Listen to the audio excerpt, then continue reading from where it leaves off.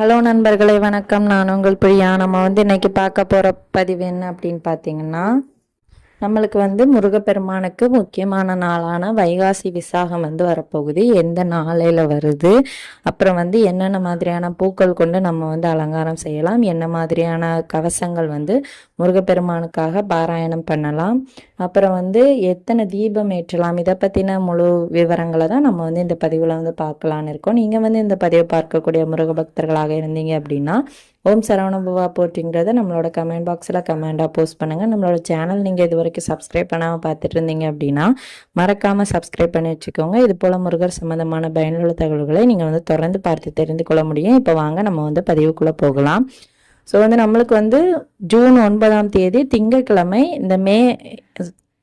June 9 திங்கட்கிழமை இந்த மாதம் 2025 அன்னைக்கு நம்மளுக்கு வைகாசி விசாகம் வரப்போகுது.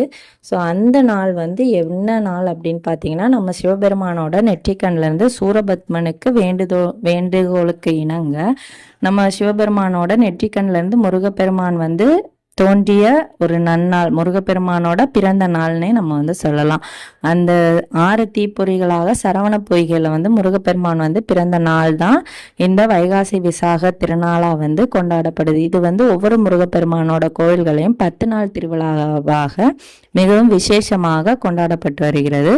ஸோ இந்த நாளையில் நம்ம முருகப்பெருமானுக்கு நம்மளோட வேண்டுதல்களை வைக்கிற விதமாட்டு நம்ம விரதங்கள் இருக்கிறது, காவடி இருக்கிறது, பால்குடம் இருக்கிறது, இந்த மாதிரி நிறைய பக்தர்கள் தொடர்ந்து அவங்களோட வேண்டுதல்களுக்காக இதெல்லாம் செஞ்சுட்டு வருவாங்க. வேண்டுதல் நிறைவேறியதற்காகவும் நிறைவேற போகிற வேண்டுதல்களுக்காகவும் செய்வாங்க.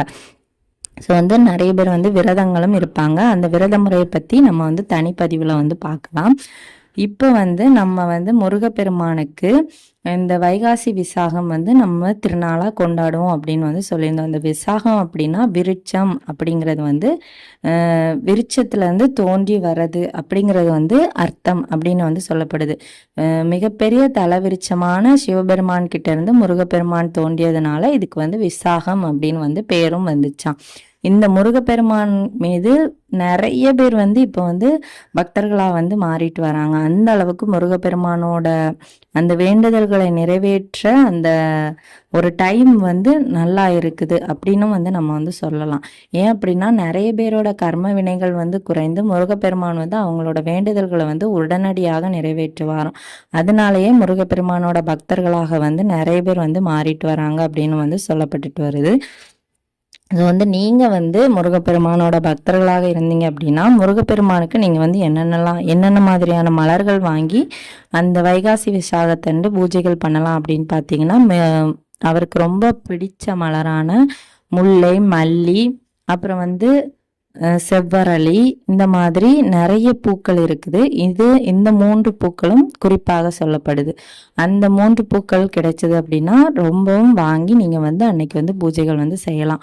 6 நாள் விரதம் இருக்கணும்னு நினைக்கிறவங்க நாளைக்கு 4/6/2025 அன்று உங்கள் விரதத்தை தொடங்குனீங்க அப்படின்னா 6 நாள் விரதம் உங்களுக்கு கரெக்டாக நாள் வரும். பீரியட்ஸ் இருக்கிறவங்க விரதம் இருக்க முடியாது. ஸோ நீங்கள் ஜஸ்ட் மனதார சாமி மட்டும் கும்பிட்டுக்கோங்க. கோயிலுக்கும் போக முடியாது, வீட்லேயும் பூஜைகள் செய்ய முடியாது.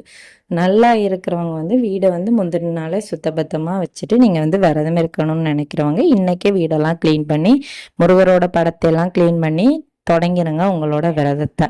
ஸோ நல்ல உங்களோட விரதத்திற்கான பலன்கள் 5 மடங்காக உங்களுக்கு கிடைக்கும். எத்தனை தீபம் நம்ம ஏற்றலாம் அப்படின்னு பார்த்தீங்கன்னா, கண்டிப்பாக 6 அகல் தீபம் போட்டு நீங்கள் ஆறுமுக கடவுளை வழிபாடு செய்யணும். அந்த 6 தீபத்திற்கு ஏற்ற பலன்களும் உங்களுக்கு 6 மடங்காக உங்களுக்கு கிடைக்கும்.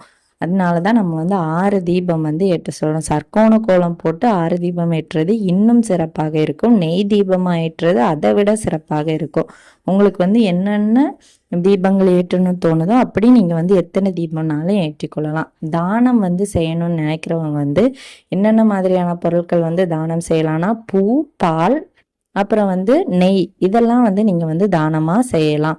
அப்புறம் குழந்தை இல்லாதவங்க உங்கள் வீட்டு பக்கத்தில் இருக்க சின்ன குழந்தைகளுக்கு ஏதாவது இனிப்பு வாங்கி கொடுத்தீங்க அப்படின்னா கண்டிப்பாக குழந்தை பாக்கியம் இந்த வைகாசி விசாகத்தில் கிடைக்கும் அப்படின்னு சொல்லப்படுது.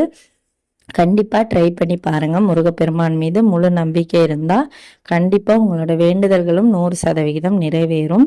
உங்களுக்கு எவ்வளோ பெரிய கஷ்டமாக இருந்தாலும் மலை போல வரதை வந்து முருகப்பெருமான் வந்து பனி போல மாற்றி தருவார். கந்தனை நம்பினோர் என்றைக்குமே கைவிடப்படார். இன்னும் நம்ம வந்து வைகாசி விசாகத்துக்கு என்னென்ன சிறப்பாக பண்ணலாங்கிறத அடுத்தடுத்த பதிவில் வந்து பார்க்கலான்னு இருக்கோம். ஸோ இந்த பதிவு வந்து கண்டிப்பாக ஒவ்வொரு முருக பக்தர்களுக்கும் உபயோகமாக இருக்கும். உபயோகமாக இருந்தது அப்படின்னா லைக் பண்ணுங்கள். நம்மளோட சேனலை சப்ஸ்கிரைப் பண்ணி வச்சுக்கோங்க. இந்த வீடியோவின் முழு பதிவை பார்த்த அனைத்து முருக பக்த நண்பர்களுக்கும் மிக்க நன்றி.